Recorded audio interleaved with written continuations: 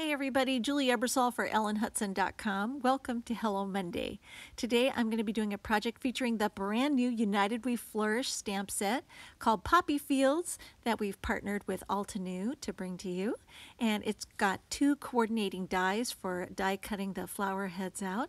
And I'm going to start by taking the stem here in the set, and I'm going to ink up with a light green Art Graphic twin marker, which is water-based, and then I'm going to spritz it with some water. I actually started with a light green and then I added some shading with an olive green, and then when I spritz it with water and stamp it, it looks like it was hand painted. And I'm working on 140-pound Canson watercolor paper, and as always I usually like to work on the smoother side, and then if I goof up I'll just flip it over and work on the bumpier side. But right now everything's going well, so I'm just going to keep going. And I've got the solid background. There are 3 layers to each of these flower heads, and I'm doing the base layer here with some light yellow, and then I came in with a darker yellow marker to add some shading around the outer edges and the center of that base image. So I'll go ahead, spritz it with water about 3 or 4 times, and then go ahead and stamp that in place.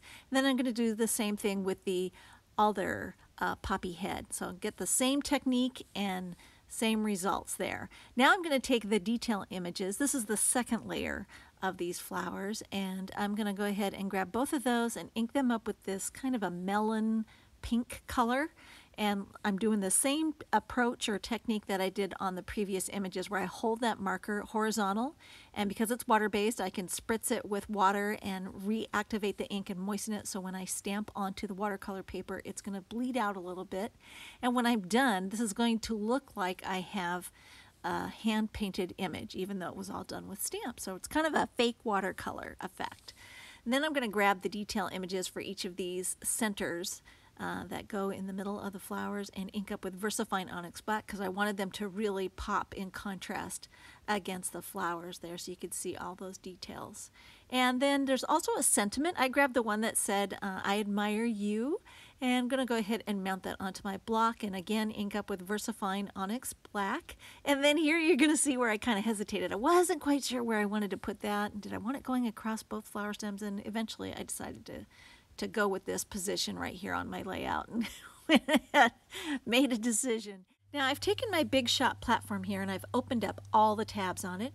I'm going to put one of the cutting pads back there, and then I'm going to layer the silicone sheet on top of that, or silicone rubber sheet, and then my watercolor paper with the stamped poppies, and then I'm going to position the die here right over the top and use a piece of frog tape to keep it from moving around when I send it through the Big Shot. And then I've grabbed the black, I'm not sure what it's called. It's like an embossing pad. It's not necessarily a cutting pad. It has just enough thickness to apply pressure, but because you've combined it with that silicone rubber mat underneath, it just debosses the die lines instead of cutting them out. And I'm going to repeat this process with the other flower die.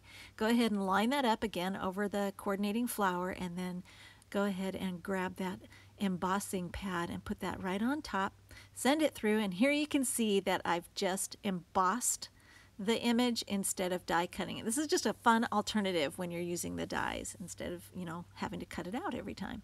So now I'm going to take this panel, I'm going to trim it down with my Tonic Guillotine bypass trimmer. I trimmed about 1/4 of an inch off all the way around so I could have a matte layer on my base card. Applying some tape runner here so I can mount it flush to the card front, and that's just a standard A2 card that I've made from Nina Solar White 80-pound cardstock.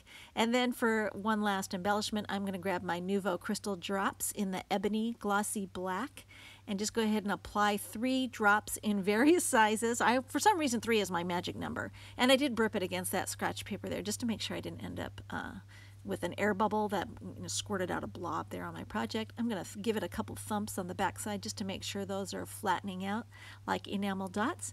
And that's the finished project. We have more still shots available at the Classroom blog, and all the supplies are available at ellenhutson.com. Thanks for watching.